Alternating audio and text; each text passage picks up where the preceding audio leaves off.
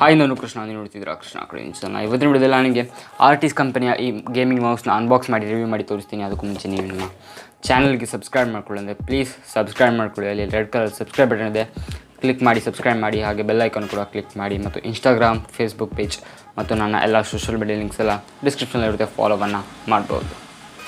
ಮೊದಲನೇದಾಗಿ ಈ ಒಂದು ಆರ್ಟಿಸ್ ಗೇಮಿಂಗ್ ಮೌಸ್ ಏನಿದೆ ಇದನ್ನು ಅನ್ಬಾಕ್ಸ್ ಮಾಡೋಣ. ಬಾಕ್ಸ್ ಮೇಲೆ ನೋಡ್ತಿದ್ದೀರಾ LED ಲೈಟ್ ಅಂತ ಬರ್ತಿದೆ, ಅಂದರೆ RGB ಲೈಟ್ ಇದೆ, ಅಂದರೆ ಕಲರ್ ಚೇಂಜ್ ಆಗ್ತಾ ಇರುತ್ತೆ. ಹಾಗೆ ಆರ್ಟಿಸ್ ಬ್ರ್ಯಾಂಡಿಂಗ್ ಇದೆ. ಆಪ್ಟಿಕಲ್ ಗೇಮಿಂಗ್ ಮೌಸ್ HAWK ಅಂತ ಬರೆದಿದ್ದಾರೆ. ಆ್ಯಂಡ್ ಸೈಡಲ್ಲಿ ನೋಡ್ತಿದ್ದೀರಾ 4 DPI, ಅಂದರೆ DPI ಅಂದರೆ ಡಾಟ್ ಪರ್ ಲೀನಿಯರ್ ಇಂಚ್ ಅಂತ. ಓಕೆ, ಮೊಬೈಲ್ ಫಂಕ್ಷನ್ ಕೀಸ್ ಅಂತ ಇದೆ. ಆ್ಯಂಡ್ ಚೇಂಜಿಂಗ್ LED ಲೈಟ್ ಅಂತ ಇದೆ. ಆ್ಯಂಡ್ 3200 ಮ್ಯಾಕ್ಸಿಮಮ್ DPI ಅಂತ ಇದೆ. ಸೊ ಅನ್ಬಾಕ್ಸ್ ಮಾಡೋಣ. ನೀವು ನೋಡ್ತಿದ್ದೀರಾ ಓಪನ್ ಮಾಡಿದ ತಕ್ಷಣ ನಿಮಗೆ ಒಂದು ನಾರ್ಮಲ್ ಬಾಕ್ಸ್ ಸಿಗ್ತಾಯಿದೆ. ಆ ಬಾಕ್ಸ್ನೊಳಗೆ ನಿಮಗೆ ಡೈರೆಕ್ಟಾಗಿ ಈ ಒಂದು ಮೌಸ್ ಸಿಗ್ತಾಯಿದೆ.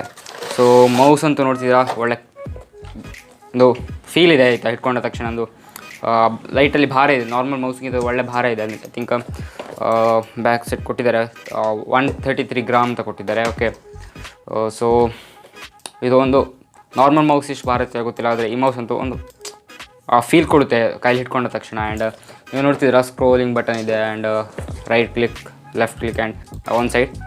ಸೊ ಇನ್ನೊಂದು ಸೈಡಲ್ಲಿ ನೋಡ್ತಿದ್ದೀರಾ 2 ಬಟನ್ ಇವೆ. ಅದು ಒಂದು ಫಾರ್ವರ್ಡ್ ಮತ್ತು ಒಂದು ಬ್ಯಾಕ್ವರ್ಡಿಗೆ ಒಂದು ಬಟನ್ ಇರುವಂಥದ್ದು. ಸೊ ಇದು ಆಟೋಮೆಟಿಕ್ಕಾಗಿ ಅದೇ ಕಲರ್ ಚೇಂಜ್ ಆಗ್ತಾ ಇರುತ್ತೆ. ಹಾಗೆ ಅಲ್ಲಿ DPI ಅನ್ನೋ ಆಪ್ಷನ್ ಇದೆ. ಹಾಗೆ ಸೈಡಲ್ಲಿ ಬರೆದಿದ್ದಾರೆ 1500, 2400 ಆ್ಯಂಡ್ 3200 ಅಂತ. DPI ಅಂದರೆ 1000ಅಲ್ಲಿದ್ದರೆ ನಿಮ್ಮ ಮೌಸ್ನ ವಾಚ್ ಮೂವ್ ಮಾಡಿದರೆ ಸ್ವಲ್ಪನೇ ಅದು ಕಂಪ್ಯೂಟರ್ ಸ್ಕ್ರೀನಲ್ಲಿ ಮೂವ್ ಆಗುತ್ತೆ, ಆ ಥರ. ಸೊ 3200 ಅಂದರೆ ಸ್ವಲ್ಪ ಮೂವ್ ಮಾಡಿದರೆ ಜಾಸ್ತಿನೇ ಅಲ್ಲಿ ಯಾರೋ ಮೂವ್ ಆಗುತ್ತೆ. ಸೊ ಆ ಥರ. ಓಕೆ, ಸೊ ಗೇಮಿಂಗ್ ಮೌಸ್ ಇದು ನೋಡ್ತಿದ್ದೀರಾ ಕಲರ್ ಚೇಂಜ್ ಆಗ್ತಾ ಇದೆ, ತುಂಬಾ ಚೆನ್ನಾಗಿ ಕಾಣುತ್ತೆ. ಓಕೆ, ಕಲರ್ ಚೇಂಜ್ ಆಗುವಾಗ. ಹಾಗೆ ನೀವು DPIನ ಕೂಡ ಚೇಂಜ್ ಮಾಡ್ಕೊಳ್ಬೋದು. ಈ ಮೌಸ್ನ ನಾನು ಒಂದು 5-6 ಮಂತ್ ಯೂಸ್ ಮಾಡಿದ್ದೀನಿ. ಸೊ ತುಂಬಾ ಒಳ್ಳೆ ಮೌಸ್. ಓಕೆ, ಈ ಪ್ರೈಸ್ ರೇಂಜಿಗೆ ತುಂಬಾ ಒಳ್ಳೆ ಮೌಸ್. ಬೇರೆ ಮೌಸಲ್ಲಿ ಇಷ್ಟೊಂದು ಇದು ಕೊಡಲ್ಲ. ಓಕೆ, ಆದರೆ ಅಮೆಝಾನ್ ಮತ್ತು ಫ್ಲಿಪ್ಕಾರ್ಟಲ್ಲಿ ನಾನು ನೋಡಿದೆ, ನನಗೆ ಸಿಕ್ಕಿಲ್ಲ. ಹಾಗೆ ಈ ಬಾಕ್ಸ್ ಮೇಲೆ 900 ಅಂತ ಬರ್ತಿದ್ದಾರೆ, ಅಂದರೆ 899 ಅಂತ ಬರ್ತಿದ್ದಾರೆ. ಆ್ಯಂಡ್ ನಿಮಗೆ ಅಮೆಝಾನ್ ಮತ್ತು ಫ್ಲಿಪ್ಕಾರ್ಟಲ್ಲಿ ಸಿಗೋದಿಲ್ಲ ಐ ಥಿಂಕ್ ಇವಾಗ. ನಾನು ಇವಾಗ ಒಂದು 5 ಮಂತ್ ಆಗಿದೆ ಪರ್ಚೇಸ್ ಮಾಡಿ, ಆದರೆ ನಾನು ಅಮೆಝಾನ್ ಫ್ಲಿಪ್ಕಾರ್ಟಿಂದ ಪರ್ಚೇಸ್ ಮಾಡಿಲ್ಲ. ಆ್ಯಂಡ್ ನಾನು ಇಲ್ಲಿ ರಿಟೇಲ್ ಶಾಪಿಂದ ಪರ್ಚೇಸ್ ಮಾಡಿದ್ದೆ.